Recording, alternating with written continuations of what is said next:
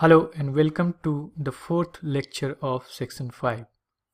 It's a Lab Dynamo DB. And here I have logged into the AWS console and I am into Mumbai region. Okay, the region which is closest to my current location.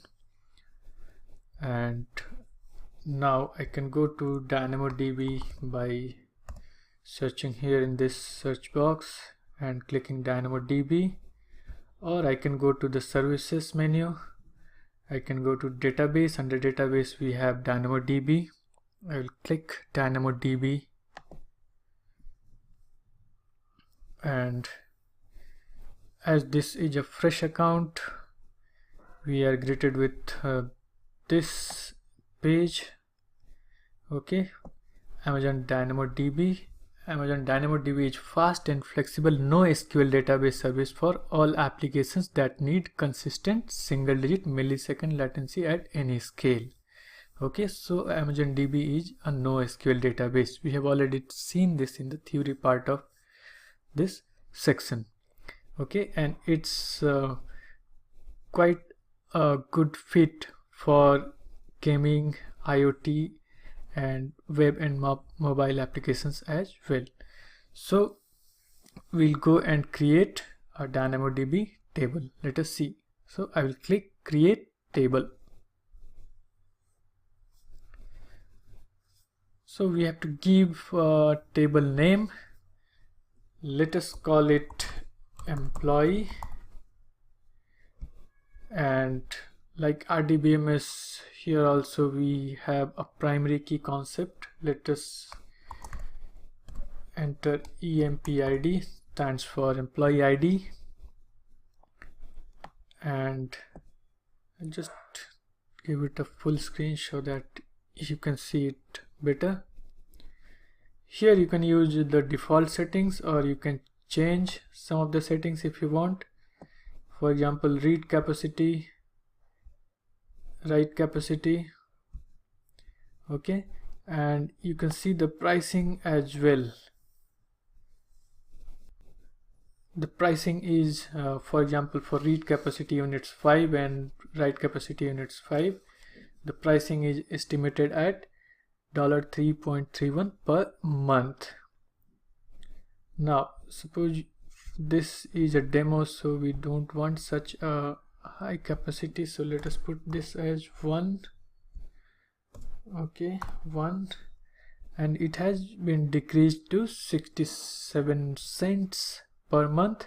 Okay, earlier in case of 5 it was quite a higher value. You can see this.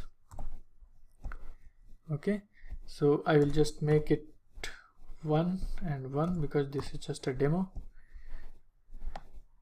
and I'll go ahead and create the table. Here employee, it's getting created, table is being created. Okay, so it's quite fast. Now we can add some items to this table. Items means rows. Here is EMPID. Let us create item. Okay, so EMPID, let us give it a value, for example 101, and we'll append another column named, for example, name. Okay, so name, we'll put it as Jack. Okay, and let us save it. Okay, so now we have one item with EMPID 101 and name Jack. Okay, let us try to add another item over here. Item ID 102. Let us append string name value, let us say Hema, and another value For example, city, let us enter Mumbai and save it. Okay, so can you see the difference between RDBMS and this NoSQL? In RDBMS it's very difficult to change the schema. If you want to change something, you need to alter the table structure, but here it's quite simple. I mean, it's very flexible. So let us add another item over here, create item. Let us call this 103 and name as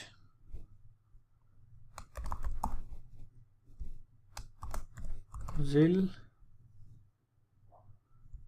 and maybe append one string value, string data type, and let us call this as department sales and save it.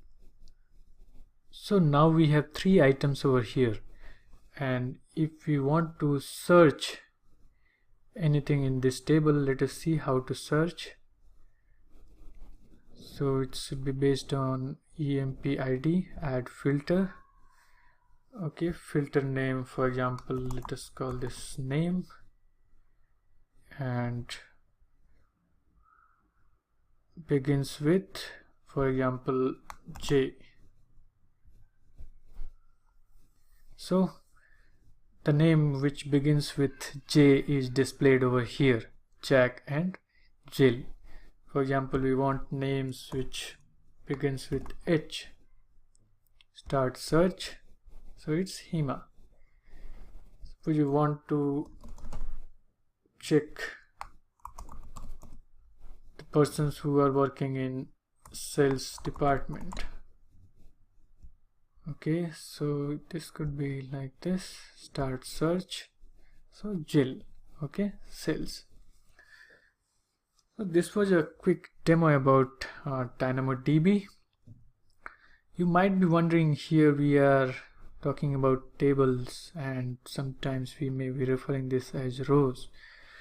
So in the theory part, I have said in NoSQL it has nothing to do with tables.